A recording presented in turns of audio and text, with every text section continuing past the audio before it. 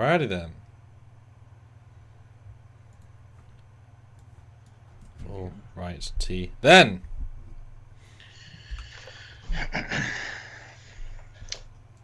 Welcome, everybody. And look, I matched the Alcals to the Aerostuart. I know, I saw that. I like that. Good. Very nice. I don't know if you've noticed, but because I try and make these things, if I can make photos a bit more pretty, I do. I digitally made it brighter, but also I digitally put him in focus and everyone else out of focus to try and make him more distinct. Okay. So that's a digital haze, which mostly works.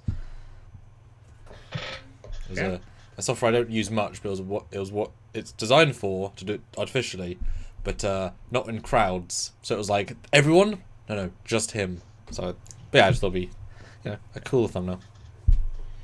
And yeah, Alyssa Jericho, if you go into Memory Alpha, that he was the firstborn of Vulcan Ambassador Sarek and a Vulcan princess.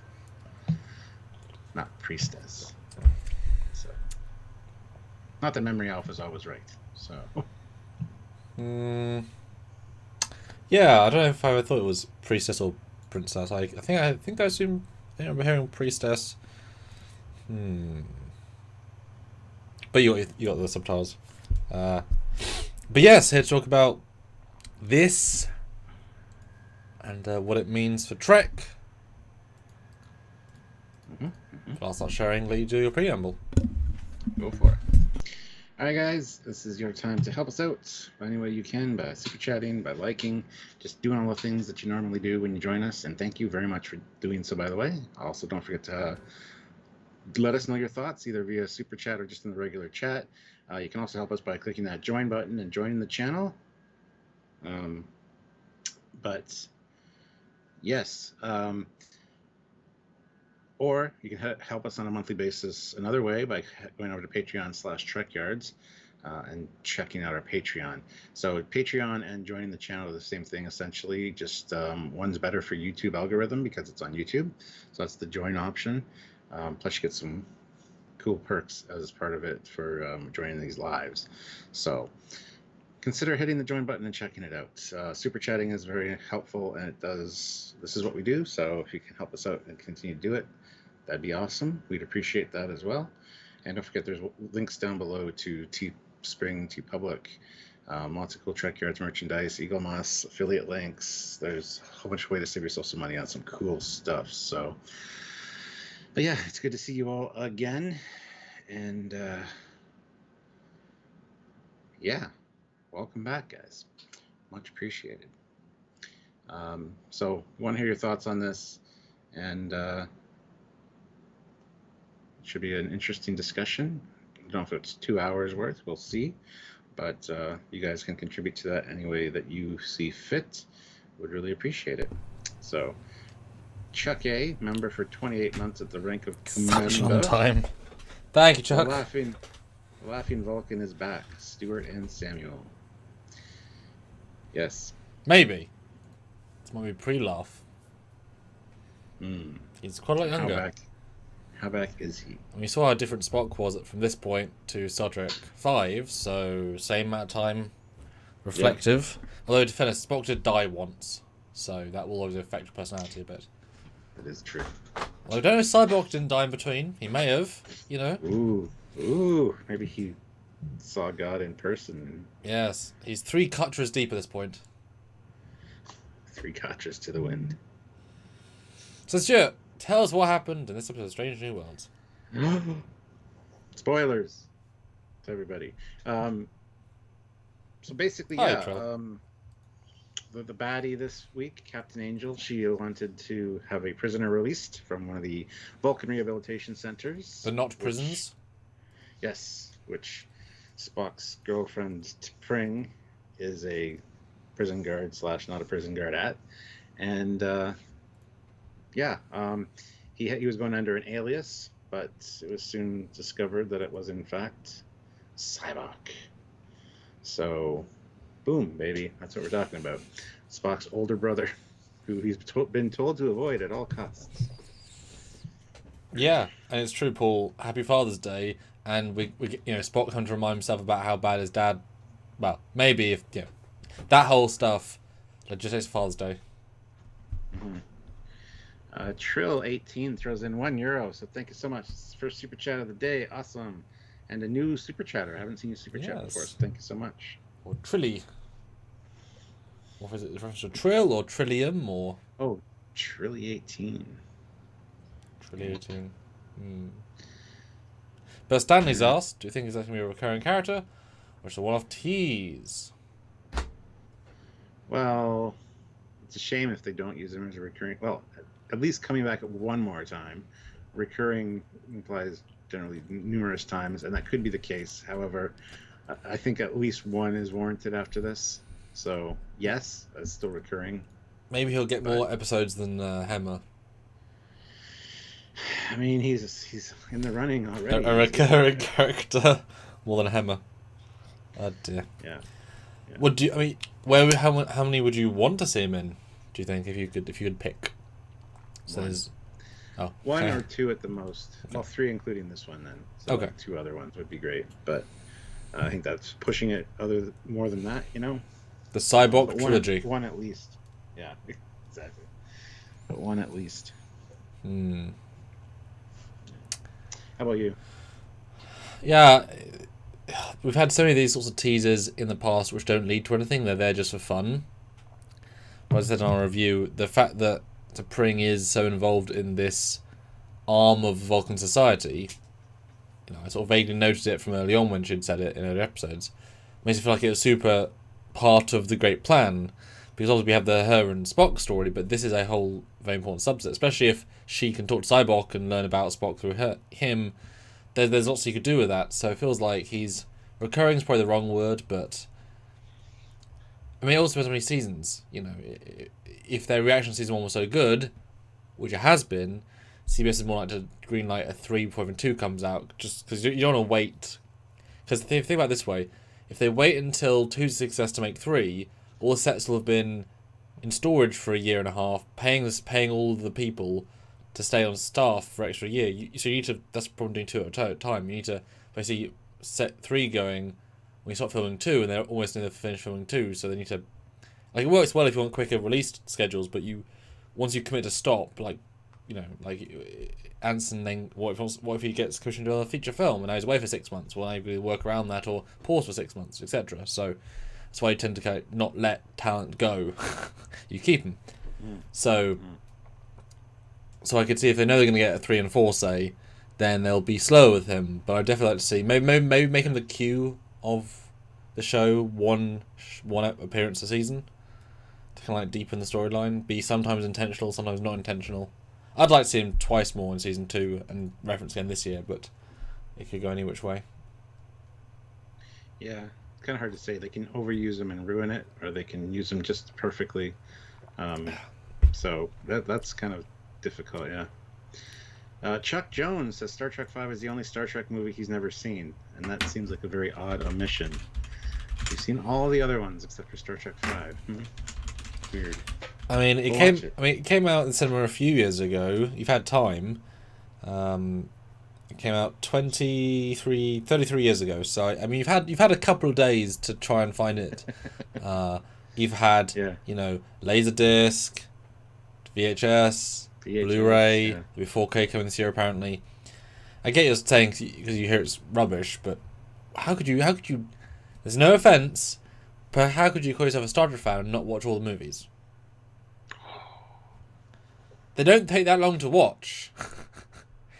And if you're a Star Trek fan, you most likely like William Shatner's Kirk. So to miss any of them seems... I mean, also lucky for you is you get to go back and watch it fresh. But obviously it will age a lot differently now versus then. I mean, you're seeing it as a historical document, but the CG as such will look a lot worse now than it would have then. Even though it looked bad then. Trilly18 puts another £5 or €5 in, so thank you so much. Thank you. Hello from Finland. Well, hello Finland from Canada and the UK. Yeah. I'll let you guess who's where. Have you also had a heat wave? We have. Oh. Yeah, we have too, so. This is Jericho. He's probably seen Star Trek V the most. Ooh. Wow. Which Star Trek films have you seen the most, would you say? Star Trek 2 and 3. watched them a lot when I was younger. I remember putting those in quite a bit. Star Trek 4 is probably right behind that, I would guess. One I've seen the least is probably the motion picture. Because it's one I didn't tend to throw in a lot. But, yeah, I've seen them all, like, multiple times, so... Yeah, I've seen Wrath of Khan the most, First Contact second most, probably 4 the most after that, then 3, then Insurrection, then Nemesis probably, then Generations. I've seen 5 more than 1, I think, yeah. So 5's my second least watched. Always Darkness, I've only seen Darkness once. I refused to watch it a second time because it was so bad. I know I've seen... No. I've never seen 09 twice all the way through. I've seen His Darkness twice, once for Trekyards. I've seen Beyond 3 times. But I've only seen 09 once, and that is enough. I've watched bits of it a second time, but...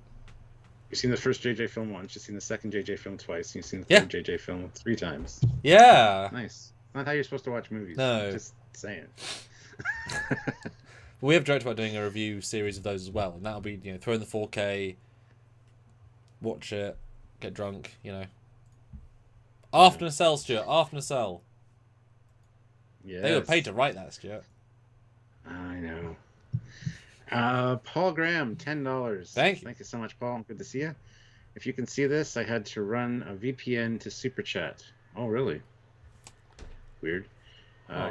Kepler Carbon Recapture needs a new social media intern or senior willing to make work for percentage. Ooh, Oh, that's nice. help save the world from its pain. That's funny.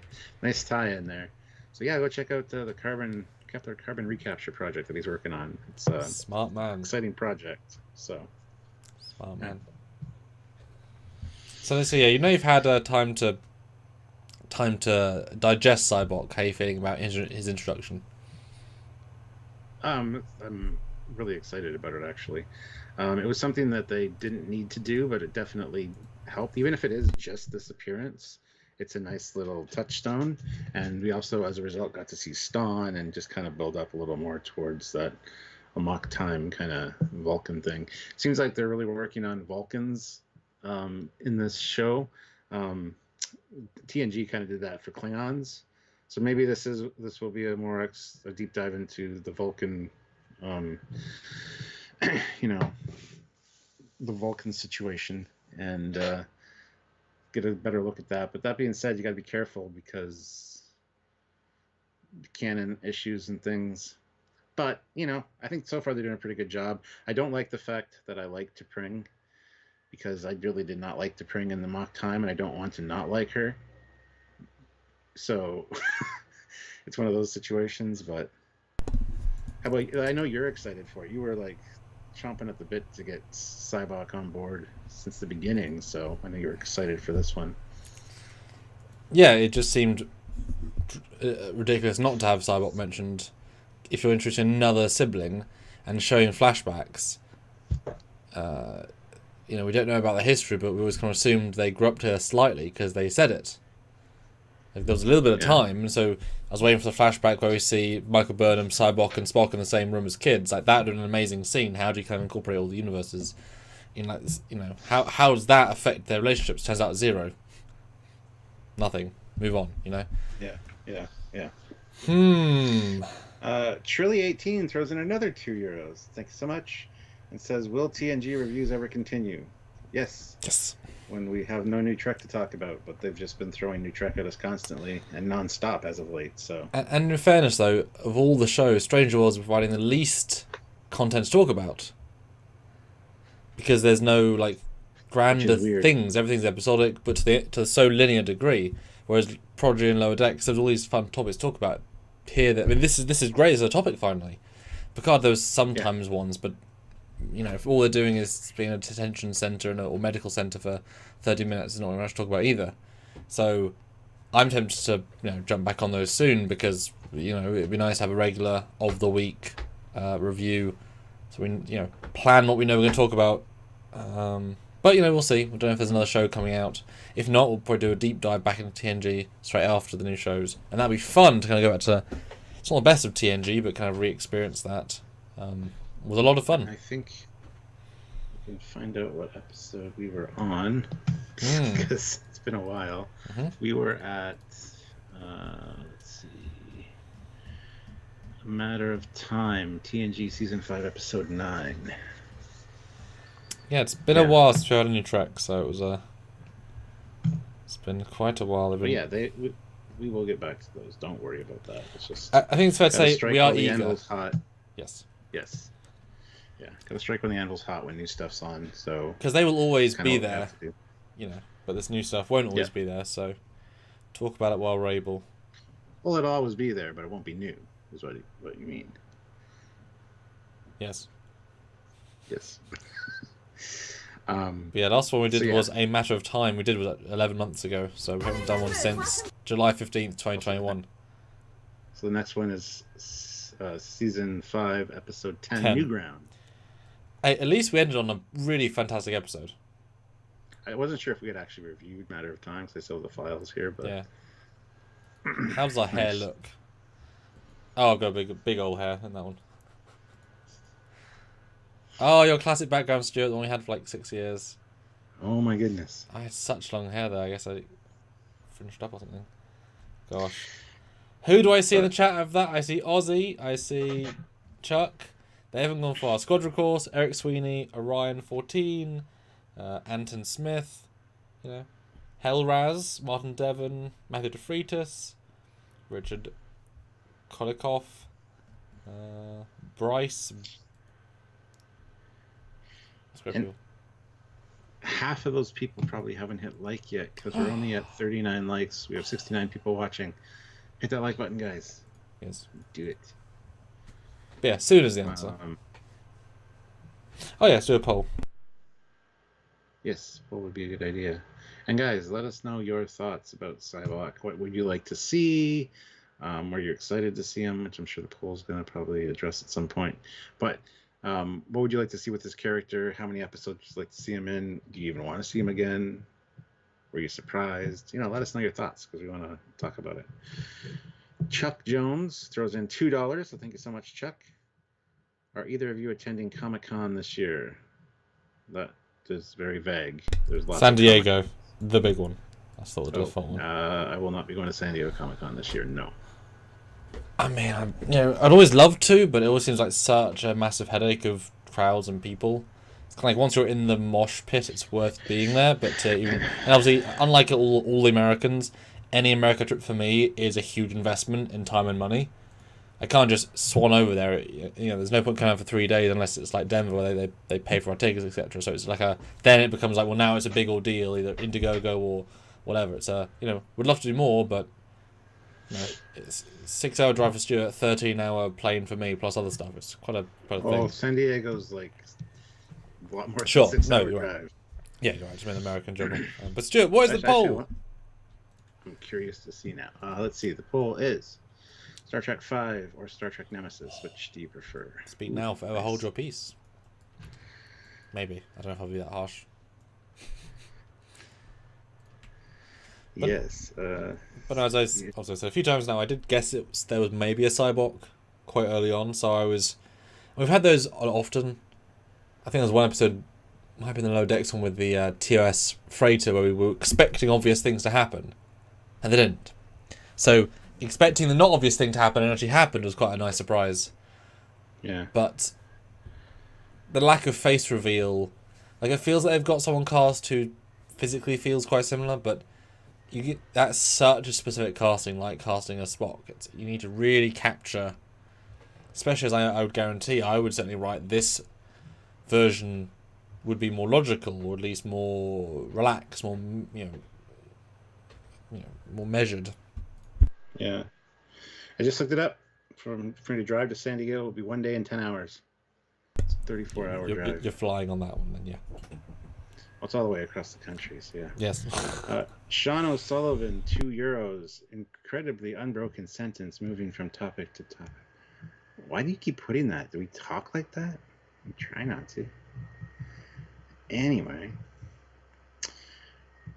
Yeah, I think the actor was uncredited for that appearance of Sybok. It could have been anybody, literally. Despite being the Just put a shaggy wig on them and a ear prosthetic. Just Yeah. need one too. They also had to make a costume that fit him as well. Wow, it's just a white robe. Yeah, but it fit Sybok. I mean, it wasn't a thing off the shelf. And also, he would be in his very late 20s in this. Mm. So they never quite talked about when he was born, but it'd be his late 20s, possibly 29. It makes you wonder how much time he spent with Sarek and family, considering Spock was told to not meet him at all costs. If there was time where they shared the residence together, or if he was with his mom, the Vulcan priestess or princess, and what the situation is, like what the actual story is behind that. Did she die? I don't know. Like, did she have a mental illness? That's why Sybok is so emotional. Maybe it's a genetic thing. I would like to learn the story of how much time he spent with Amanda and Sarek, and therefore Spock and possibly Michael Burnham, because you'd think there'd be a little bit of overlap. Maybe when he got like in his early teens, mid-teens, he got a little bit disruptive, and then was sent off. And Spock was still young enough that he was like, didn't really know him, you know, and that's why he was told just avoid him at all costs. Because Spock, I think the reason that Spock was told to avoid him at all costs in those words, Spock's half human. So he already has issues with emotion and being able to deal with them, which we saw with him younger in a few different instances. So to avoid Sybok makes a lot of sense, considering Sybok's like full on embracing his emotions. I think it would be detrimental to Spock being half human to, you know, it would definitely make him want to explore his emotions a little bit more, I think, and Sarek is just worried about that. So I think it was Sarek that would have said, yeah, avoid him at all costs. Just because I want you to be more Vulcan-like. Or is it going to be a case of him and Sarek didn't get on very well, and Sarek showed some of his darker sides, and so he's embarrassed, because what if he turns him against him? What if he shows what Sarek's really like? I mean, this is, you know, a generation ago, over 20 years, whatever, or 15 years, you know, you know. Mm-hmm. And why would you need to meet him, theoretically, necessarily? But I just read the Memory Alpha again about him, which, as you say, isn't necessarily perfect, but he had this, so Sarek had Sybok with this other lady, but he wasn't married to her, but he wasn't probably married to Amanda either, but maybe was dating, or at least knew her. So it was either way out of wedlock. It might have been a cheating birth or just a birth. I always got the sense he wasn't with Amanda. It was the pre-Amanda, and then she died, and then Sybok was raised with the kids. So therefore would have known Michael Burnham as well, unless he left her super early, which I guess is theoretically possible, being 10 years older, 8 years older. But even with that, it's like, well, wouldn't have had very long with them in the house, which sort of seems a bit pointless then. Joseph Henry says the part of Sybok was written for Sean Connery. Yes, it was. And the whole finding Shakari is just a take on Sean Connery. Sean Connery. So it's kind of like a little homage there. Well, I've never quite seen Sean in the role. I don't think he would work. Like, it's not. I know obviously it's not the same energy because it isn't the same actor, and you bring a role to life. But I don't know what Sean could have done to kind of. I feel it would have been too serious. Whereas it kind of needed that really like #YOLO sort of vibe. Longevity, the levity of. Yeah. Because he was kind of like a fun-loving kind of guy. Or Sean Connery, you think more of a serious tone. Yeah. Personally, I think he could do a great job, but it would have been a much more serious.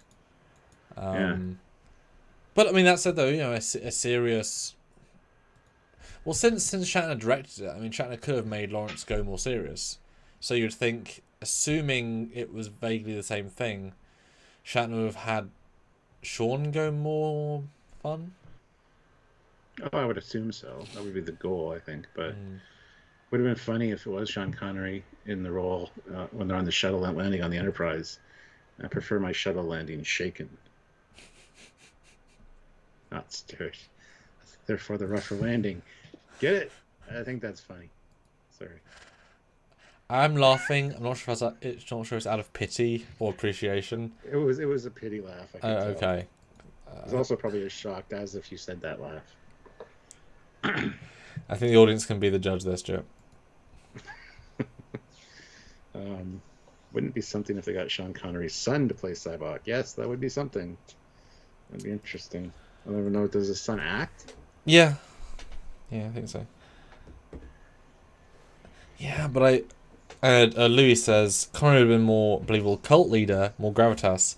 Yeah, but I mean, I call him a cult leader. I know he technically is one, but I never got, like, obviously he's performed it differently, but he doesn't come across like a cult leader because he's offering real things. He is able to take your pain away, and he is promising real God, real fake God. So he's just a guy who wants to help people to help him. I never got the sense it was a cult so much as, well, I can help you, I hope you'll help me back. I don't know if you ever got that from it, but I didn't think it didn't seem that, because, like, if someone came to you and fixed your paralysis, your broken legs instantly, a lot of people might say, I'll help, whatever you need, mate, I'll help. And he says, well, come with me for like 2 days and let's do a thing. Sure. So I never got the sense of a cult leader. He's too genuine for that, too friendly, Well, cult leaders never think they're leading a cult, first of all. Sure. That's the other thing. Structure-wise and the way it looks from the outside, then it gets the label of cult. So, but yeah, I totally agree with that. Okay. Let's see. There was something I just wanted to say, but I can't remember what it was now.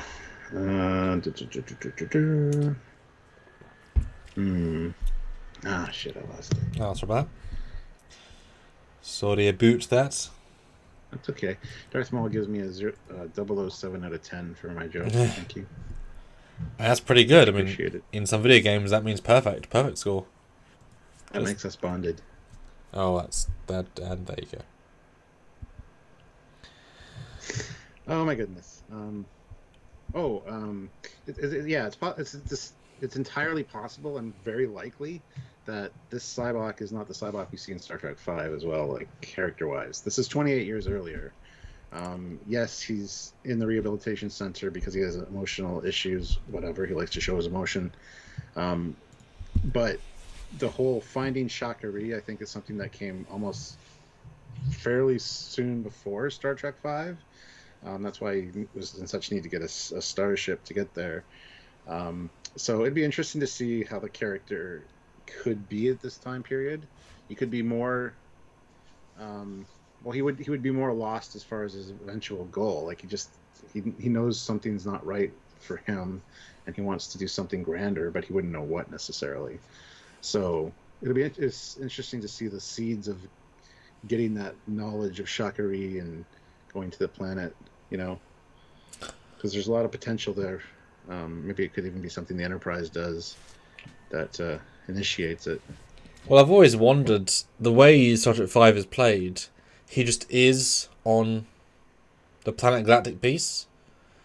Did he specifically go there, like, to kidnap them all? Was he just in the desert because? How did he get to the planet if he did? Was he dropped off? Did he have a shuttle? Why wasn't he in a ship then? Yeah. Nimbus 3, that's what it's called. Well, why was he on Nimbus 3? It didn't feel like an intentional plan to me when I sort of watched it. I felt like he just like, if I kill this people, I can get a ship. I think he found his way there to find more followers, because people there are pretty much, destitute and in need of help. And also, it seems like a non-extradition planet because it's in the neutral zone, so nobody has jurisdiction over it. So even if he is a wanted criminal and had escaped, it's a perfect place to go.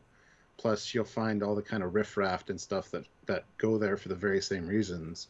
And those are people that are good to bring to your cause because it can bolster your army. So I think that's kind of what it was, a combination of both. But how he got there, I don't know. I'm sure that's probably explored in a book or something, or side canon, but I haven't read any of it, so I don't know. Because for me, for whatever reason, I sort of imagined that he was in the desert meditating for a few years, and then he gets hit with this vision, and suddenly his entire philosophy changes, because, the Galactic Peace planet makes sense to kind of hide out on, both as a, people are going to look for me here, but also I'm safe here. And then he kind of becomes, now I'm the guy, I've been here for years, I've got my camel, whatever his animal was. Well, Lou says he went there because he could take hostages from all the major races, Klingons, Romulans, and humans, and whoever got there first, he'd get their starship. Which makes sense, because those are the factions that would send rescue ships because they have delegates there that were at a peace meeting. Well, thing is, you say that, and I know that's what he literally did, but as they say in the movie, the Klingons aren't going to take kind to being kidnapped. As in, like, they might just shoot you. The Romulans are devilish. The only people who you know are going to deal with you are the Federation. So, especially as those ambassadors who are sent there are not privileged people. So I can easily imagine General Kor being said, we'll just kill him. As in orbit, we'll just bomb the planet, it's fine. So you don't go to the planet with the worst diplomats no one cares about, with two races that are more like to kill you than give you a ship. And you imagine like a Klingon strike team beaming down versus the Federation strike team might just massacre everybody. Yes. So I never got that as being... I think, for me, it never quite made sense, unless you're relying on the Federation being the people you want to capture, which is fine. But it's a very bad plan. They knew that the Enterprise was the closest ship in the sector. It was at Earth. I know. The entire sector... It's still the closest. Sure it is. Well, that's not the reason in that movie. It's because they wanted James T. Kirk. Oh, I know. And Kirk's like, no. So, it's closer to the neutral zone to Earth than any Klingon colony with a ship. Yes. So you know what I mean? Like when they wanted Kirk. That's the thing, right? The Admiralty specifically wanted Kirk to take care of this, because Harvey Bennett on screen says that to Shatner. Well, also they have the message from Sybok, so they surely know it's Sybok, know it's Spock's brother, so it makes sense to send Spock. Yes. They don't say that, but you can't not know it. But you know what I mean? It always seemed odd to me as a plan. It felt to me more like he happened to his planet doing some soul searching, got his God message, who told him go do something drastic, take hostages, and he gets all three. Well, he's on the planet because he needed ammo. There's a lot of rocks on Nimbus 3. A lot of rock. Because if he wants an army, then why would a malnourished, people-wielding, rock-throwing guns be a good army? Because they're desperate. I get that. What you say, you can supply them with food and stuff. They're not going to have their own agenda. Well, he can't supply them food. He's got no resources. He has a camel. Man, all he can trick them with his mind trickery. All he can do is turn them to his will. But why not on a Klingon colony? Why not on a... He clearly worked with General Kor and the Romulan lady, so he clearly works on the races. You know what I mean? Like, once you start layering it down, it didn't feel as... Either felt super random, I'm just reacting, or... Because I would almost imagine that he would go in and talk to them first, and they're like, yeah, we can't just order a ship here, so use this as hostages. Because when it's framed, he's presumably convinced them before they record the hostage message, right? Because it doesn't take many minutes. So they are leaning into the hostage idea. So I would assume they sent out the stress call, which doesn't say hostages, or it does vaguely, and then they agree, oh, now we need to be a hostage to bring a spaceship. Yeah. I need more context to it. And, yeah. Who is it here? Somebody Mr. Captain 93. Could Strange New Worlds make Star Trek 5 a better movie? Yes. They could also make Sybok a better character. And I think he's a fun character. He's just a very narrow character. Yes. Yeah. But I saw this interesting review compared to Kenobi, is that people didn't necessarily expect Vader to be like Vader at the end of episode 3. Like, wow, this jumper time bump, now he's Vader, and now he has 20 years of just being Vader versus an evolution. So hopefully there won't be Sybok who has all of his same powers already. I want to see this evolutionary thing. Now, radical question to you though. Mm-hmm. If they went really bold, and the LED screen helps this, with flash forwards, because we know the present, we know the future. So what if we saw the Sybok actor with some more grey hair, Ethan in the Wrath of Khan uniform, and some flash forwards into Star Trek 5 with Ethan? Because this isn't like any other show. We can flash forward because we know where they die. There's no time travel bullshit here. So would you want to see potential flashbacks with Ethan playing older Spock and adding even Star Trek 5 scenes? Because imagine they could be on Shakari, they could have... they could be there and add some more scenes in. They could do that. What do you think? I think it'd be interesting, but it would create a huge uproar, because then people would say they're ruining everything, and the casting has to be good and all this. But Ethan's a good Spock, though. Have him play Star Trek 5 Spock. That would be very interesting to see, but for some reason I just keep getting fan filmy vibes in my head. I don't know. That'd be cool. Because, like I say, there's no time travel stuff here, so we know the outcome. There's no stakes here. Like, we care about T'Pring and Spock because it's well played. We know where it ends. They cannot change it in any way.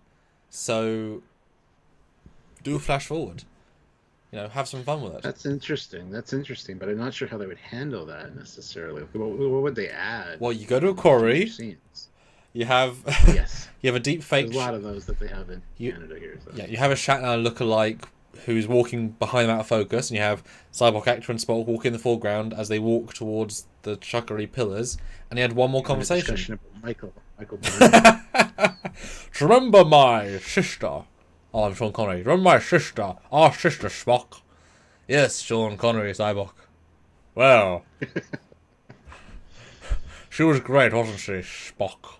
She reached through time and told me about this place. Oh yes, Michael Bell can appear. And how to get there in no time at all. Stuart, so far. Retcon. We cut to Sybok. They used the mycelial network. Yes, but hold on. We cut to Sybok on the bridge of the Enterprise. He's saying, "How long until we get to Shakari?" And I guess Sulu's like, 3.2 years. He's like, huh. And then suddenly, Rachel comes in, and Michael Burns in the suit. She just grabs the ship and flies it through a vortex. And now they're at the center of the galaxy. And Spock's like, "What happened?" And he's like, "The power of my power." I was like, "Okay, sure, whatever. I don't know." There you go, retcon. Michael Burnham got that would be closing a plot hole. Now, if you double down to that, Stuart, you have a really weird cut where Sneaker Martin Green in the Ranger suit is in the turbolift shaft repainting numbers, like putting new stickers on. They're gonna retcon the size of the turbolift shaft. Yeah, it's just you just replace stickers, so they're out of order. And so it's not a long shaft. Her for that, I like that. I mean, that's it's wrong stickers. There you go, solved it. Sybok mind melded with Burnham, lost his shit and rejects logic. Yes, yes. Oh god. Well, one thing they can do in the show though is let us know. Like, it'd be interesting if Spock leaves the ship to take care of something with Sybok, help out T'Pring in some way, transport him somewhere or something. And during the course of that adventure, while he's off the Enterprise, they actually not the Enterprise, but him and T'Pring and Sybok run into some kind of alien device or people that teach Sybok how to do his "let me feel your pain" thing and use his mind meldy powers, but in a different way. It'd be interesting to see how he acquires that power. That's something that I think would work really well in Strange New Worlds. But I could see that being a plot point. T'Pring contacts Spock, says, "I have to move Sybok. Will you be able to help me?" And maybe even have Sarek show up again, because you can always bring that actor back from Discovery. There's a story idea there somewhere. There's multiple. Yeah. So, I mean, that would be interesting. I'd like to see how he got his powers and how he got this control over people. Well, I think that'd be interesting. I think the impetus is always slightly that they are just his mind control, his telepathy pushed to an extent. So maybe not so much powers. I know you weren't meaning that, but just for the audience, maybe he then goes to whatever. We have some other races that have more telepathy, and they just sort of teach him to harness his, and it pushes it breaks the boundary between his emotions and not emotions. So maybe he starts out weirdly calm, but for a Vulcan, he seems emotionful because he's smiling, not laughing. He's smiling, and so we see him be more in tune with both sides of himself, the emotion and emotionless, and then only when he chooses to enhance his mental capacity, thinking that might help him achieve more purpose in life, that breaks his barriers entirely, and now he can't hold back emotion. Now he's so far on the path. Will be a way of kind of having both at the same time.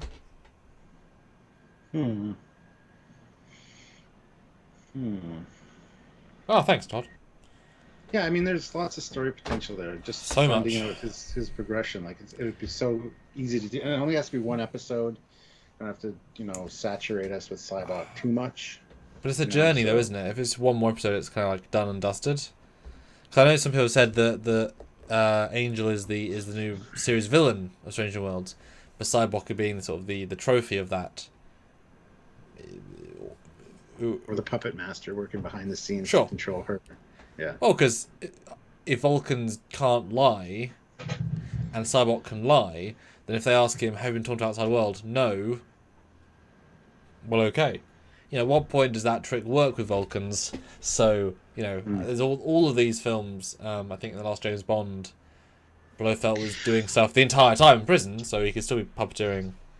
You know what would be also interesting Ooh. is if Sybok, he's in close contract with T'Pring and Ston. It'd be interesting if he somehow mind melds or controls T'Pring subtly to turn against Spock as a way to influence his brother, or his half brother, or at least influence his life. Aww. And that could lead into the events of the Amok time, where Ston and her kind of have a thing.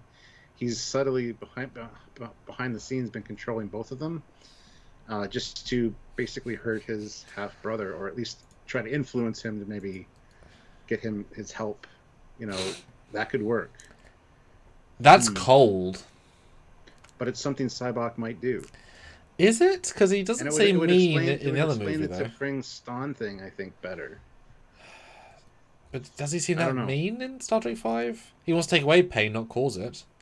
Yeah, but this is 28 years prior right now. Yeah. So maybe he does that, and then he regrets his decision later and decides to start helping people and take away pain. So interesting. Inflicting it.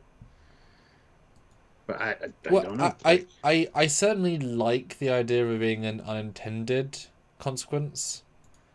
Meaning, I like the mind meld idea. That's really fun. Or even like using the telepathy improvement over time to kind of like just go through the bars, and it slowly builds on her to kind of change her. Or maybe, or even go simpler, Stuart. Maybe something happens, and because there's still quite a lot of years till TOS. So and you guys put in the chat right now if you agree or disagree. What if it's as simply as something happens, maybe Angel gets word to Sybok, and he becomes angered at Spock for ruining that plan, and his mental energy of the anger of Spock bleeds over into T'Pring because they spend time together, and that all it takes is that shift of personality where I just resent Spock a little bit, and that sours her mind. Perfect, sours it, yeah. But so it's not intentional, it's just X equaled B equals C equals Ston was the rebound guy in a good way for him, I guess. And that'd be bittersweet as all hell, because no one's fault particularly. I mean, Spock had to do what he had to do to save the ship. Oh, that's sad. Or Ston turns out to be Sybok's right hand man. Turns his first discipleship. Turns against Spock. Oh. Yeah, and it turns out Ston dies like shortly before Star Trek 5. Oh, that's interesting. Well, could you imagine a flash forward to TOS where they go into this film with Ticonderoga, and they have Spock coming at her from mock time, and then we cut we see it. They could do fun stuff with that. Yeah. Yeah, because if you can flash future forward, then you could see TOS Spock dealing with Ston in the future, or Ston being converted to be evil, or. Okay, we can tie these two things together. My original idea was the alien kind of knowledge that helps him take away pain. Turns out he does influence T'Pring, whatever, blah, blah, blah, blah. And then T'Pring, as a result, her and Ston, and with Sybok in tow, contact Spock saying he's been affecting our minds. We're having these negative feelings of emotion. We need to go to this planet to get this sacred artifact that'll clear it. And so they go there. It turns out that's the planet where Sybok discovers that he can actually use this device or this knowledge to take away people's pain, basically get control over them. So it all leads into Star Trek 5.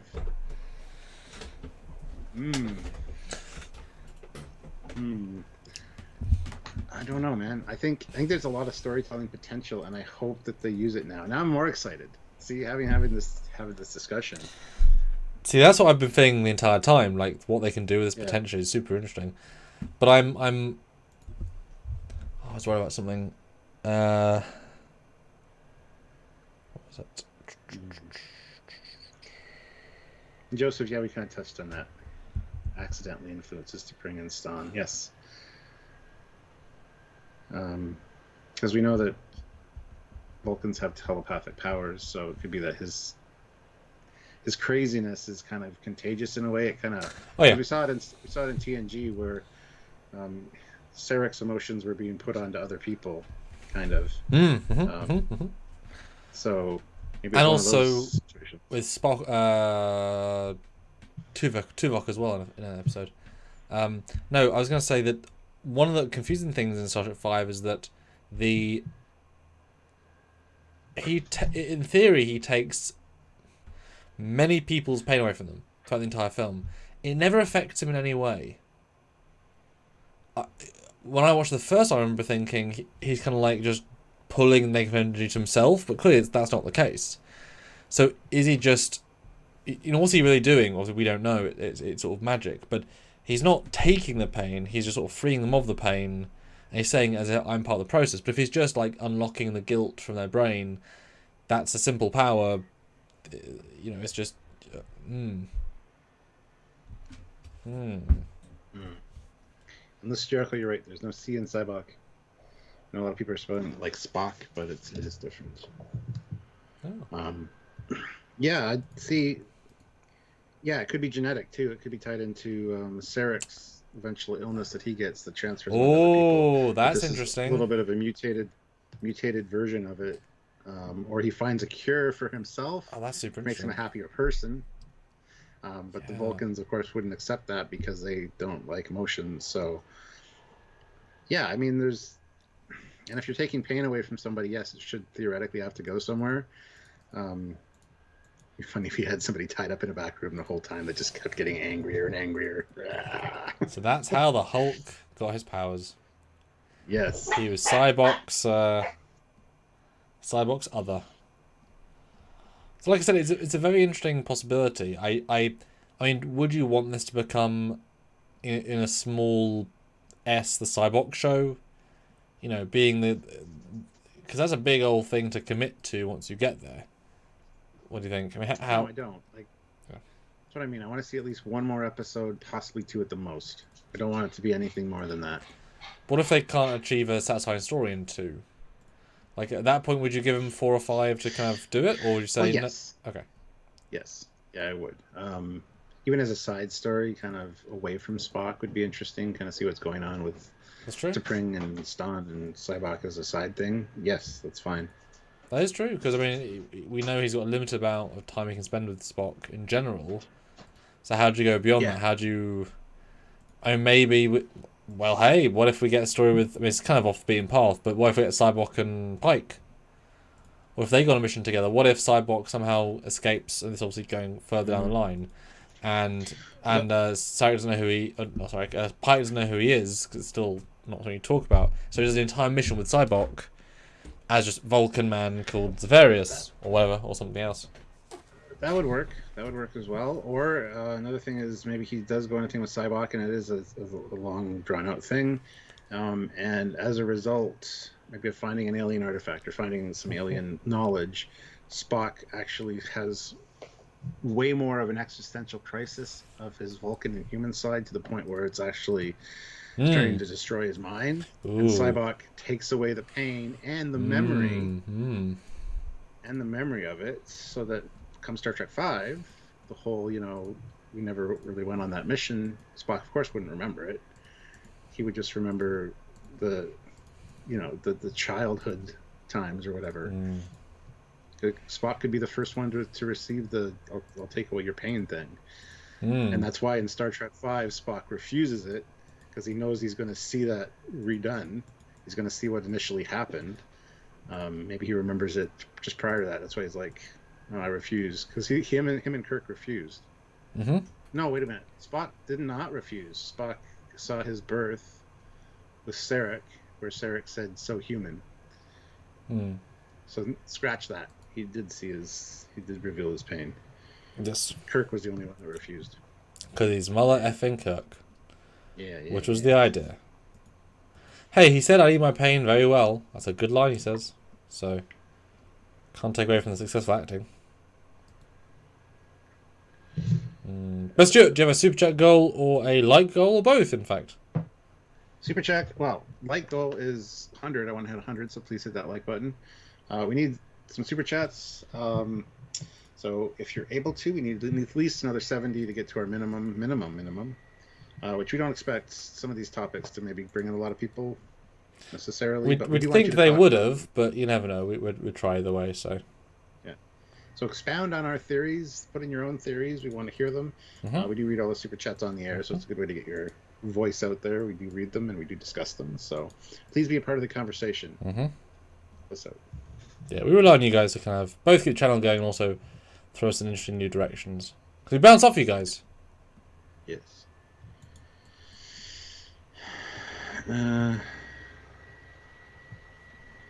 Maybe Spock takes Spock's memory of Michael Burnham at the same time.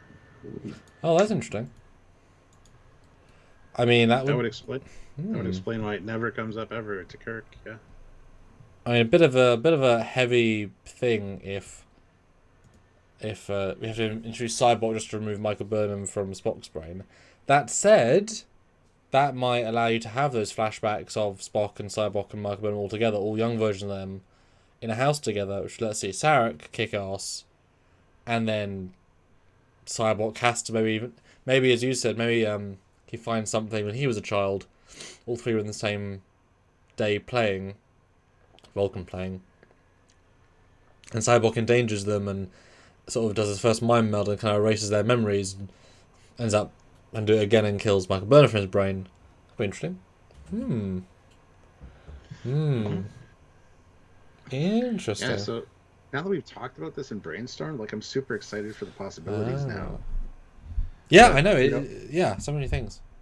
We always come up with such great ideas, though. Like I'm just afraid that they won't, Do any of them at all? They'll take it in a different direction that we wouldn't have thought. Be kind of not happy with.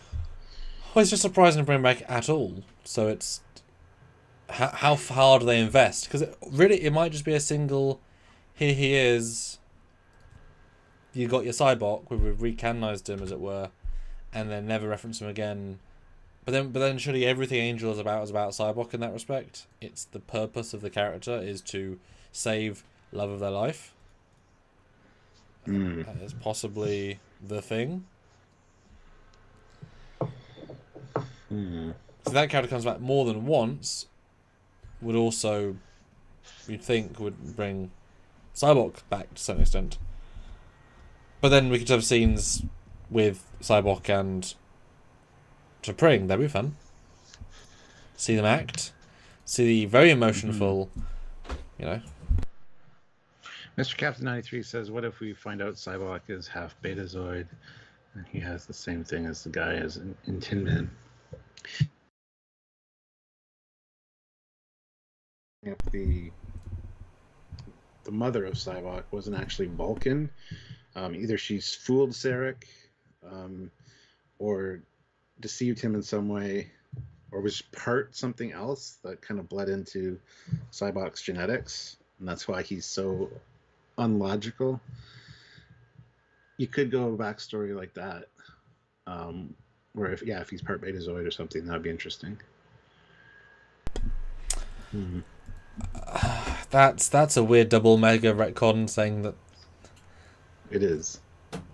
I mean, it'd be okay if it was, Sarek's ex-girlfriend's fourth granddad was a Betazoid on his mother's side. Okay, great. Well, it skipped 4 generations to get to him. In Discovery, one of the other Vulcans says to Sarek, "You and your little experiments," meaning, adopting Michael Burnham, having a human wife and a half Vulcan son. Yeah, seems like that's kind of Sarek's thing. So what if he did know that this Vulcan priestess or princess was, not entirely Vulcan? It would feed into that line a little more. Yeah. Yeah, that is true. But then, I mean, just Sarek has a penchant for anyone but he has a fetish, unfortunately / fortunately for us.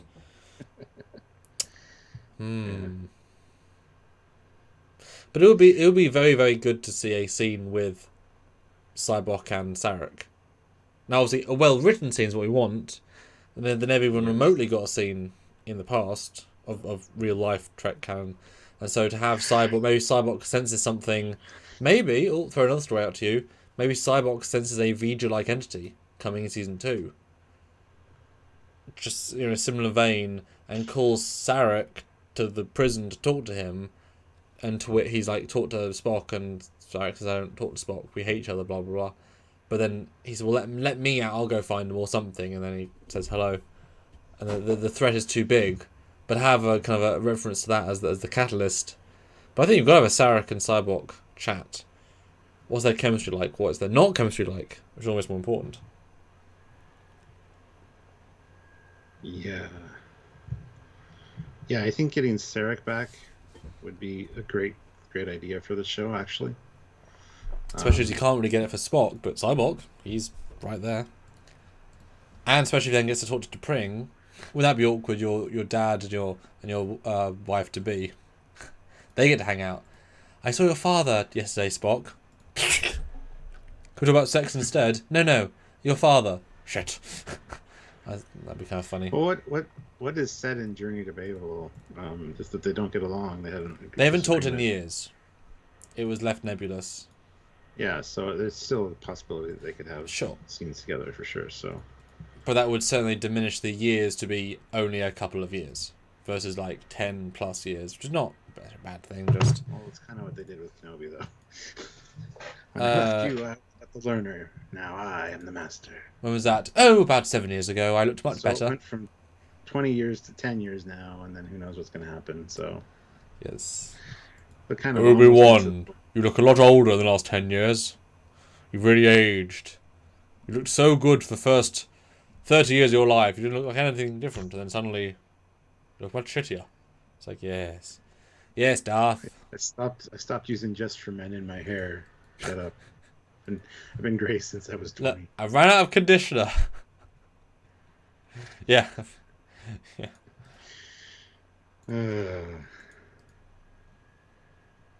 Yeah. So much potential. Or it's just a tease. Or it's not even intended to be multiple episodes. Yeah, it was just hey, we know about this guy. Look. Moving on. Let's just tie it all together, because the show's not about them, it's not about Spock, it's all about the culmination. But I felt the highest on to force him in the scene. That, like, I do care. I just think there's going to be some gravitas with the whole proximity of T'Pring, Ston, and Sybok that ties into Amok time. Yeah, it feels like it'd be a waste not to. But then should everything be connected, or just distance mess them up? Do we need that level of connection? I don't think distance messing things up is logical, nor is cheating on your spouse or your soon-to-be spouse. So, as Chapel said, I know where I stand with you. You're the kind of guy, like, Vulcans are logical. You wouldn't be looking for another girlfriend when you have a girlfriend. That's true. How do you push logic if logic is... And she's trying. T'Pring's really trying in this series. So. All credit to her. Which makes me like her, which I never liked her in a month. I've never liked T'Pring, ever. She's always just been kind of a bitch. But now, I'm liking her. So it's like, it's shitty to see where this leads, because, you know. Yeah, it'd be interesting to go back to the TOS episode and say, oh, why are you so cold, T'Pring? You were so nice. And then the 60s actress is like, no, I wasn't, I was mean, get over it. It's like, no, but we've made you nice in retcon. What's a retcon? You are. Oh. Yeah. Oh my goodness. No, the fact there's so much visible, clearly important Spock T'Pring stuff to introduce Sybok so effortlessly. Because it didn't need to be. It could have been anybody. It could have been any Vulcan, and it would have been still cool. Just as like Xerius or whatever the hell his name was. Yeah, exactly. Like it wouldn't have had the same payoff. It would still have been cool to have a a new Vulcan foil, which would have guessed would still be a Vulcan foil. To make him such a one of one sort of character, Yeah. And Well, let's also, see. and also it shows that they have a confidence of Canon, because that is a big old thing to try and do. And brave is the word. Yeah, well, if you listen to her opening personal log, she says it's hard to, be with people who once walked a destructive path in civilized society, helping them purge the emotions that led to thievery, abuse, and even murder. So it's interesting to see exactly why, because thievery, abuse, and murder is not just having an emotional problem necessarily. That's also quite a range as well. Yeah. Sarek, So it's not just what a do you do? rehabilitation center. Sybok, I murdered 3 people. What do you do? I sneezed loudly. So what? What? I stole a cookie. Yeah. Oh yeah. Squadra course, $1. So Thank you. Squadra course. If I was Spock and Chapel had a crush on me, T'Pring would be history, right? Something about T'Pring though. Yeah, but Oh yeah. Chapel's not the stay around type though. So. No, she's a little too flaky. Chapel's a fling, and that's okay. But T'Pring is for life, or until 2264. 2067. There you go. Yeah. No, I was all for it. Yeah, I know you were pushing for it since the beginning. I was like, it's not gonna happen. I was wrong. I mean, there are people that called. Yeah, they don't even want Star Trek 5 to be canon. It seems like I mean, you decanonize Discovery far before you just decanonize 5. I mean, yes, there are things you just have to purely ignore as not logical. Mostly just, going to the center of the galaxy. Like Sybok. He's not logical. Well. So I guess if you're already throwing out that, why can't you throw out Sybok entirely? But that's not, but it does still surprise me that he was never mentioned again, or even alluded to. There's a lot of history in Trek to never kind of go into it again. Feels odd to me. And it took, the re-show, the re-TOS to kind of go in there. And that's where a prequel occasionally can be exciting. Yes. Occasionally. Yeah. There's still a lot unanswered about Sybok that we all of would it. love to see. Yeah, exactly. But then is part of his fun his mystique? I don't think it is, actually. I think I'd like to know more than I don't want to know. That said, if it was Discovery writers, you'd think, oh, that was a bad answer. That was a bad reason.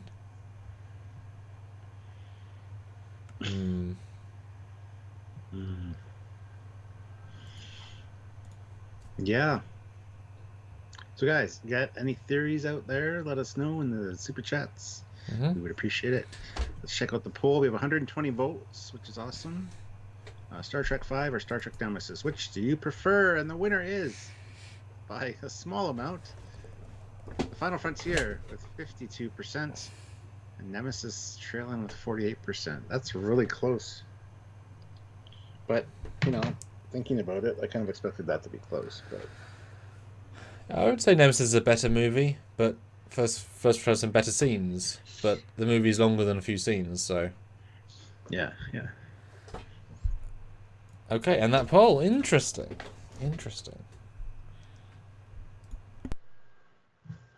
Santa's going to do a new poll now, guys. We still need 5 more likes, so hit that like button. And we do need more super chats, so if you can, please super chat. We'd really appreciate it. Not only appreciate it, but we kind of need it. So if you can help us out, we'll be doing lives pretty much every day this week. So please join us for those and help out any way you can. Even clicking that join button down there does help. So if you want to click that now and take a look at the options to help us on a monthly basis, that would be greatly appreciated also. But please consider giving, because we appreciate it. And you love us. You know you do. Nemesis has a better soundtrack, says List Jericho. Actually, I should go back and watch Star Trek 5. I haven't watched it in a while. I might do that tonight. Although I did watch a movie last night I haven't watched yet, which I was surprised I hadn't. Oh. Watched Django Unchained. Oh, it's great. It's friggin' awesome. It's very long. Tarantino movies. I can't believe I haven't seen it yet. So I saw it last night on the streaming thing, and I'm like, yeah, I'll check it out. And it was amazing. 2 hours and 45 minutes though. It's a long movie, but it's worth it. And it holds no punches. The whole time. Yeah. It is very, very full on. Yeah. I mean that final battle is so crafted. My God. I mean, I've never seen one that good of that format. I think. Yeah. I think it was originally pitched to be Will Smith as the main character. Ooh, no. And no, he hasn't got the same like dark He's just charisma. slapping everybody instead of shooting them. Yes, but you know what I mean. Like Jamie Foxx was so like, has so much the right sass, and I hate my life. And I think because it's about slavery, the N word said all of the time. Yeah, I was just gonna say that the N word said way too much in that film. But that's the point. I know. It's super intentional. So I think Will Smith didn't want that, but it's super important for the time. Whereas Jamie Foxx said, "Brilliant. Let's use it. Let's make it as powerful as we can." So it was super different visions, but Jamie got it, and he's you can tell he's so invested. He's so in that movie. Yeah, it made me hate Samuel Jackson. He's so good at it. Like, what the hell is wrong with you, man? Because he does so few like true characters that aren't his own persona. That is a really good character. But he does say MF for quite a few times, so that's good. And Leo. Again, fantastic job. He was fantastic. They're all good. The main four are all really, really good. Yeah. That's kind of a divergent thing there, but hey. It is. Yeah. But I'm excited to watch. Back to what you were saying a minute ago, Star Trek 5 on 4K. I'll wait till that comes out. I think they said later. Well, they've leaked later this year. Hopefully the first 4 did good sales, because they need to do. I think they've said they'll do the next 2 movies plus TMP as separate releases. That'll make the first 6, and then the 4 TNG ones will come out because it's a batch. Although those ones obviously you can't really 4K them because if all the effects are digital, there's no upgrading them. So Insurrection will only look as good as it does in some areas and then better in others. There's no upgrading. Whereas model shots, if they're doing it properly, that'll look a lot nicer. So that's why, like Star Trek 6, especially, seeing them with Connie again in that detail is going to look really, really nice. Melissa Jericho's like, there are people on YouTube that have done new effects for Star Trek 5. Yeah, and they're not good. I hated watching those. They weren't good. Squadron Course throws in another $1. Thank you so much. Sorry, but usually they do pretty good effects, whatever the channel was that those. But no, it's Nebula in the background of bird of prey shots. Like, what the hell? Just stop. I'll be honest. I was involved in one of those about a decade ago. I think it was actually slightly just before Trekyards, or just after Trekyards. I was asked to do some shots. I did a couple of shots inside Space Dock, but it was such a long render time, and I had different visions of what they did. But I mean, really, I do so many space effects in my work life. I could probably redo that entire movie in a month. Yeah. Like, there's nothing that until you get to Shakari, which is a whole different level. Like, everything before that is really easy to do. At least conceptually, there's nothing hard. And in fact, I would then add more. I mean, I guess the crash. I've seen a couple of good crashes, a couple of good landings, but got to commit quite a lot for that. Yeah. And yes, Jay, I agree. The bridge in Star Trek 5 is awesome. I do like that one. Yeah. I just really, really wish they knew how to write. To give, I mean, there's obviously only one good scene with Chekhov and Sulu, but that was so fun. They should have given them a lot more, because they're such good characters if you use them. If you don't use them, well, they're wasting them, and they're wasting that movie, And they were used so well the movie before in Star Trek 4. And after, I mean, you look at the dramatic shift. Sulu from, loving history, family person, and then to there, and then Captain. What a shift. But it needed to be 20 minutes longer. That's a big shift. Not so big as her character, I think. Yeah, it's pretty good. It was pretty good. Yeah. Star Trek 5 is it needs a rewrite, but keep it mostly the same. You do a lot of good stuff with that film. And people have talked about doing a director's cut, because Shatner is still perfectly fine at 91. Yeah. But he said he doesn't want to do it because it was such a radical like, you can't just add in, like, are they really going to let you go in and actually add in the rock monsters, like go film new background plates after 30 years? And it's like, well, no. I think he also got a lot of backlash and hate for that film, that he's very sour against it. Yeah. So why would he want to, right? Well, you say that, but to make it better. When you say why, well, why is to improve it, because his vision was good, but you couldn't get any original actors back, you couldn't get the locations back. There's so limited stuff you could do to remaster it. Because I think he said, I think he did quote recently, it's all stuff that just wasn't filmed. Unlike TMP, where it was stuff they could add back in and improve the audio mix. There's just stuff that was just ideas just didn't make it to fruition. So, well, what can he do? They're not ideas that he had or didn't have. Yeah. Which is a shame. They got some test footage of the rock monster. Yes, that one rock it fights you at. Rawr, powerful. But you could do it in full CG, but that's a heavy, expensive thing. But then to add state-of-the-art rock monster CG with very bland plates otherwise. But I recommend everyone to go watch the DVD commentary of Star Trek V with Shatner. It's really interesting. He's very humble. He's very to see him go from being actor man who's the star to he was part of every process. 'Cause he was very involved. He was really was there, doing his bit.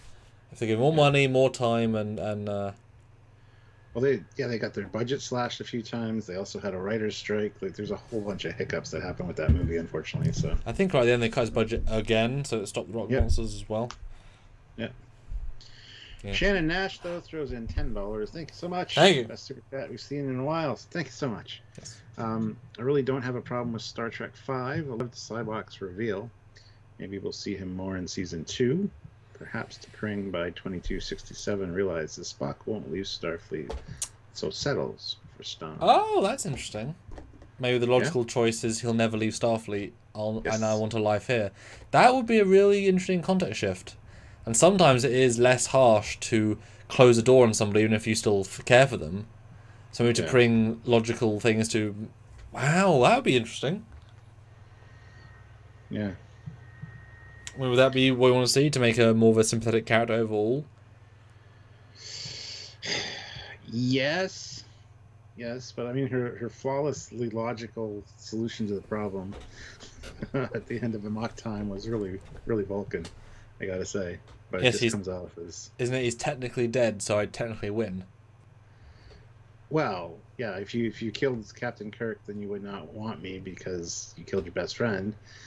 And if, you did win, you had Starfleet, and you still wouldn't want me, but Stan would still be here. So either way, I'm getting Stan. Like her logic. It's flawless.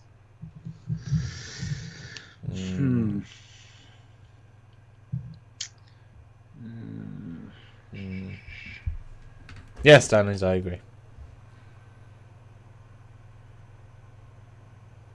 Yeah, I really want to rewatch Amok Time now.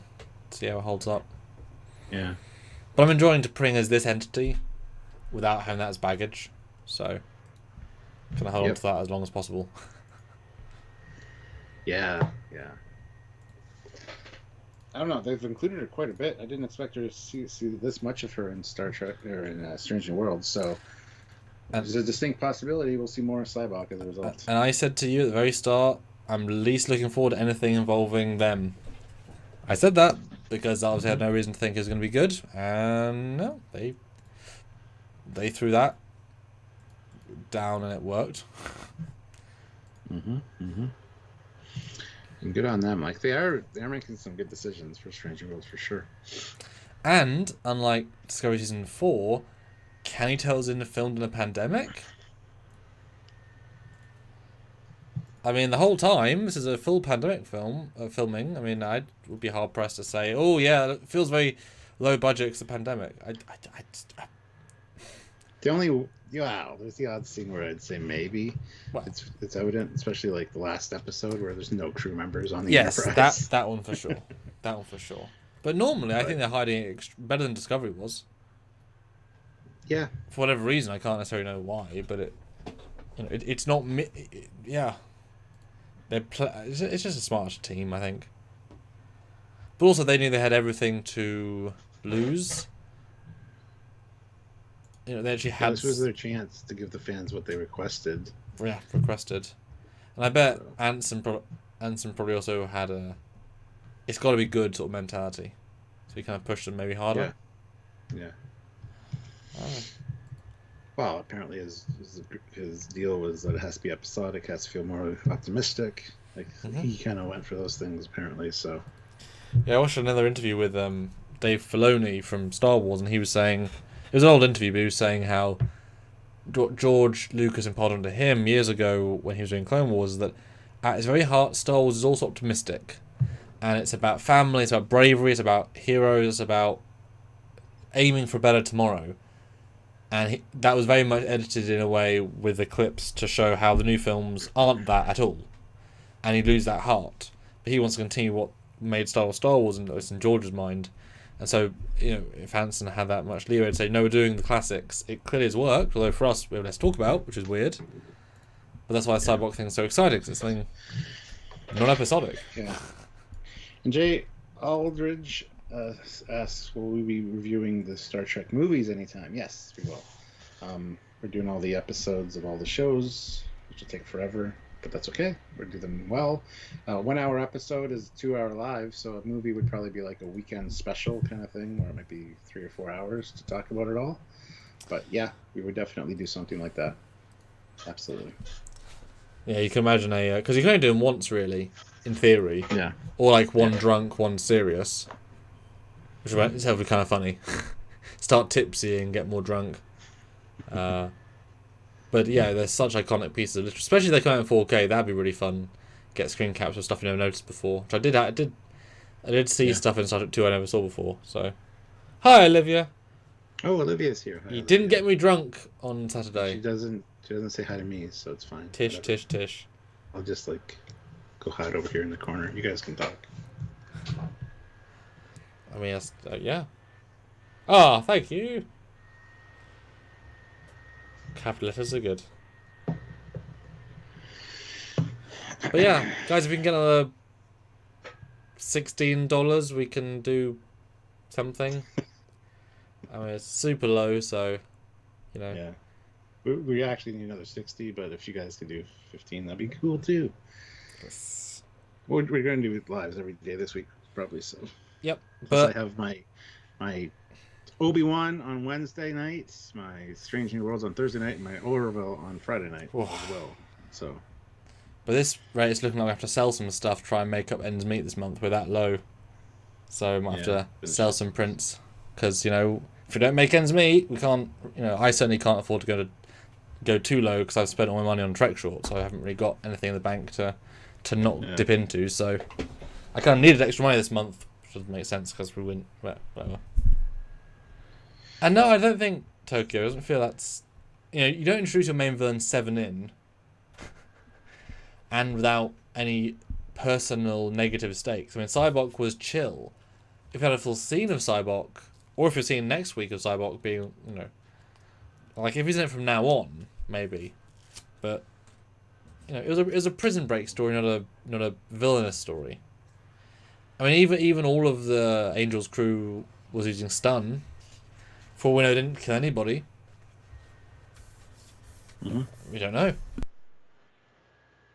And it's weird the parallels between the pirates and Sybok's cult as far as looks and appearance and even weapons go, as Samuel pointed out. So how far into this are they? Like they are 28 years away from Star Trek 5, so I mean there's still a lot that has to happen. But yeah, super interesting. But would you be interested if he was just a simple cult leader for this many years beforehand, with a different purpose, and then gets contacted by the real god? Would that be interesting, or would that just be a 30-year? Yeah, I wouldn't want that. He's just still a cult leader. It's like, oh, is that it? That's all we're doing with him? Yeah. Okay. Yeah. I want more for sure. Yeah, and having mess up to praying, that's super interesting. I'm sorry, it really is. It really is. Not in a bad way. I just got as soon as I said flash forwards though, seeing Ethan Peck in a Star Trek Rathacon uniform, be pretty cool. That would be cool, but I think it would raise a whole bunch of problems with a lot of people. But hey, what do I know? Because I was just thinking, now I got the LED wall, they could digitally well, I mean, you've seen Donnie's versions of the Star Trek 6 bridge. Yes. I mean, it's not perfect by any means in terms of that you know, for the cage thing, you could tell it was flat. Like, it only worked in very specific shots. It was very, but you know, I mean, yeah, you could make it work. You could totally do it with a couple of shots and just to kind of bring it to life. Yeah, I'm wondering if maybe the last episode of this season is going to be a Sybok cliffhanger. That might be interesting. Yeah, because I feel like Angel would. Because there's only 3 more episodes left, right? So I feel like Angel would make sense to come back once more. But then we're going to serialized. If it's truly episodic, then. Well, no, they've done a good mix of episodic and yet serialized, because there's still, every time it's last time on. That's all character-based stuff, which is fine. That's how you should do serialized episodic storytelling. But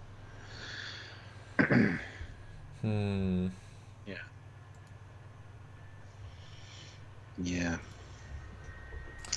108 likes. Has anyone not hit that like button? Give it a like.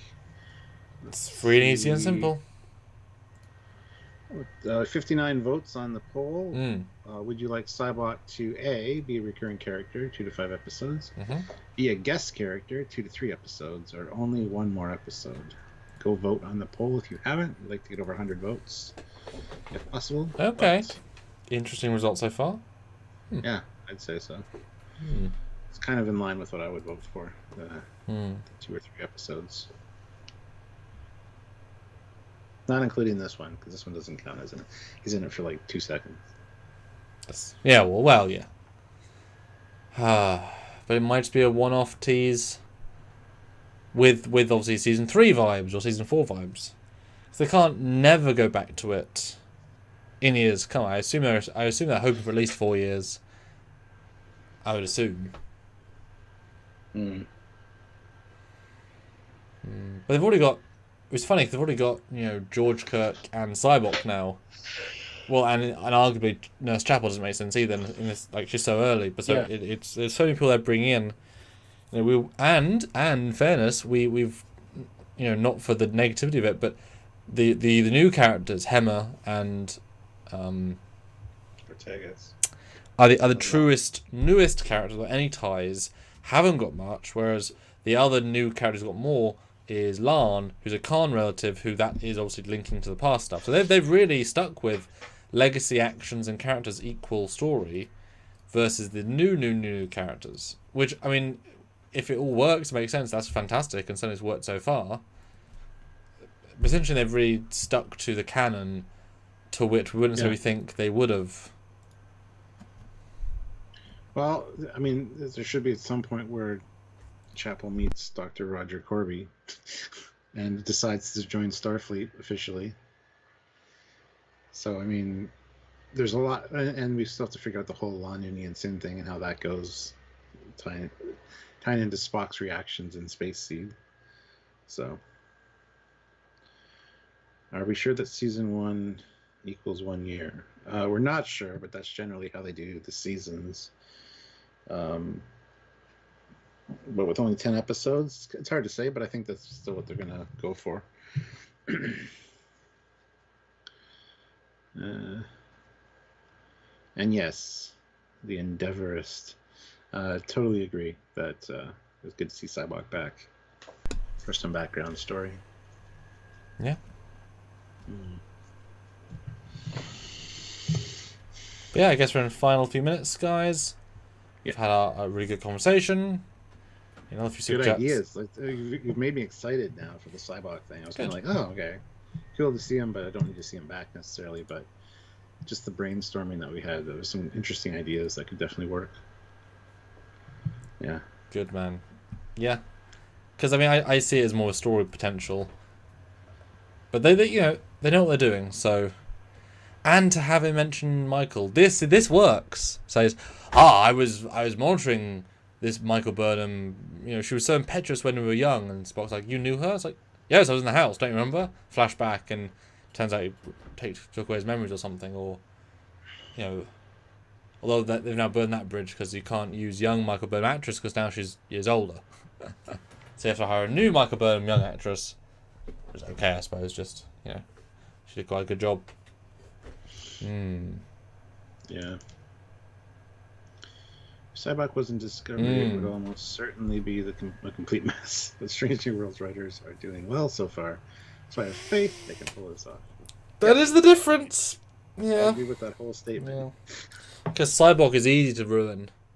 He's already on that line of being stupid. And depending where you are as a fan, where you sit on that line. I like him personally. I think he's fun, but that's more the actor than anything else. I think the one thing they do need to do is bring in Sarek, though, for Strange New Worlds as a tie-in. That'd be good. Sarek for Sybok and T'Pring. Because assuming that T'Pring has been betrothed to Spock since he was young, she should have a good relationship with Sarek. Should have seen him for years. So suddenly see that come through and the coldness of her. It'd be really fun. Or even Amanda. Amanda talking to her future daughter. Like Spock never married. He never had that. So we have that briefly. Be fun to see. Yeah, I wonder how Amanda felt that she never got any grandkids. Because Michael got lost in time, Sybok wasn't hers and died meeting God, and Spock died, came back, did have sex. Still didn't have any kids after coming back. Almost had a kid with, what's her name? Valeria? No, not Valeria. Oh, yeah, it was Valerius. No, it wasn't. Yes, it was. No, it wasn't. It was the first two. Same, it's different actresses, same character. Sybok. Yeah, because that was in the original script, is that she's pregnant, and then they took that out. Oh. Because so if you actually watch that scene of them saying goodbye, like, they may have still acted that as if she was pregnant. Because that was originally why she stayed on the planet, is because she didn't want to move. Like, it wasn't safe for her to go. And then she was going to be at the end and mention she was pregnant. But they took that out for obvious reasons. Because it's like 19-year-old young pre-Spock on Genesis planets knocked up ex-protege / older officer. It's like, huh. Okay. Yeah. Shannon Nash, $10. Thanks so much. Helps a lot. Maybe Sybok left was taken away around the time of the Logic extremist attacks. Ooh. Perhaps there was a big falling out after Burnham's school was attacked and he ran away. Yeah, the Vulcan extremist thing makes a lot of sense. Yeah. But I like the twist of him not being an extremist though, rather than just being a terrorist the whole time. But that does make sense. Maybe he was branded. Maybe because he supported them theoretically, logically he supports them physically, because of logic can take you down stupid roads. Oh, that's good. But yeah, why is he in the prison? Not prison. Because it felt to me, I said this last time, it felt to me like he was in a special wing. Just the way it was framed. Doesn't need to be, but it felt to me like he was in a sub-deeper wing of people that have a bit more security. Yeah.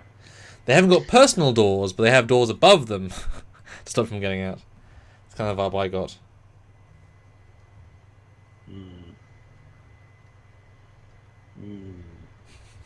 Apparently Spock had kids in the novels and was married to Sybok. That's just weird. But it's sad, though, to think there aren't any more Picards, any more Spocks, any more Kirks. That's really sad. Well. There's probably some Kirks running around we don't know about, let's be fair. Although I wonder if they have actively, and tell what you guys think in the chat. We know that they did reveal Spock's first name, and it was not well appreciated by the audience. And then those posters got removed for the next day. Yeah. And they said, oh, we just announced it too early. But they weren't filming season 2 yet. So what if that was meant to be in season 1, they just edited it out? Maybe he says to Chapel at one point his full name, and I would think T'Pring would say it. Oh, T'Pring. But what if they edited it out because it's an easy thing to just take out? People didn't like it as an idea. What do you think? Like, are you happy if it's taken out? That you don't want to know it, or what do you think? Yeah, just this name that you can't say. I like that because it's unpronounceable, but it's better not knowing. It was one of those things that for 55 plus years we didn't know it, and that's just fine. But anyway, I don't even think, I said this at the time, most people even remember that they said he's unpronounceable. I think most people think he doesn't have a first name. Spock is his only name. I think most people think that. And not so that's not correct, but I think if you ask people, most people would say that is his name. Because otherwise, then why was Sybok never given two names, or Valeris, who's only half, or Spock, or like all the Vulcans then become illogical with only one, or what you know. I doubt all their names are unsayable, especially as Sybok to Spock. They can say each other's names. Mm. Why is he calling her Sybok all the time? I guess it's formality, but you know. I don't think they ever thought Sybok was her own first second name. Like I'm sure when they wrote Sybok and Valeris, that's their name, like Cher. They have one name. Yeah.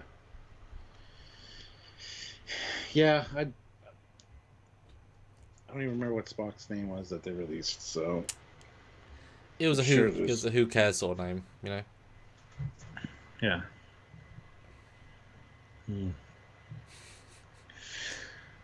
All right. Well, we get another $5. $5 would be a good way to end out, actually. And there's a lot of super chat slot right now. Shannon Nash has it, but if anybody wants to snipe in for that, that'd be awesome. But $5 would be a good way to end out. It has been a fun discussion. I really enjoyed this. And tomorrow we're probably covering the first 3 episodes of Orville, possibly. And discussing about the tone of season 3 as opposed to the tone of the other 2 seasons.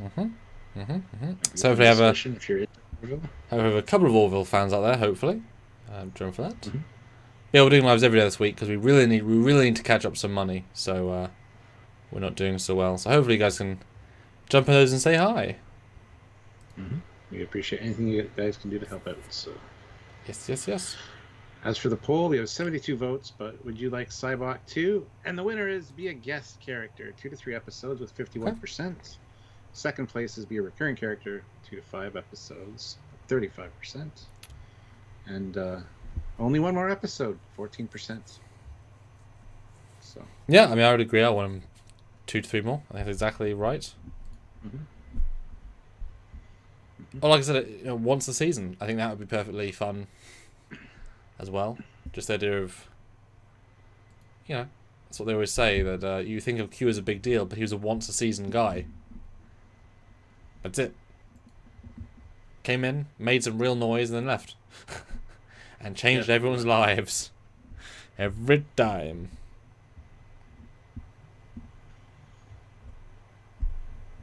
But yeah. Fun stuff. Alright, well, I guess we're not going to get the $5. Oh, well. If you're watching this after the fact, by all means, hit that super thanks as well. Indeed, we got a $10 super thanks in a previous video. One of our, that was 10's amazing, so I thanked him in the comments for that. Awesome. But what's a super thanks to, in case they don't know? Well, it's a little button that if you're not full screen is right about here. And it's like a super chat, but for non-live videos. So it's just a way to support the channel and help us out. And you get your comment highlighted and all that kind of fun stuff. So please do it. And we thank you in advance. Yes. But I guess that's it. So, but it's good to see you, Stuart. I'll see you tomorrow. Yes. I'll see you tomorrow, and all of you as well. Yes. So until then, he is Commander Cock. He is Captain Foley. See you later, guys. Bye, guys.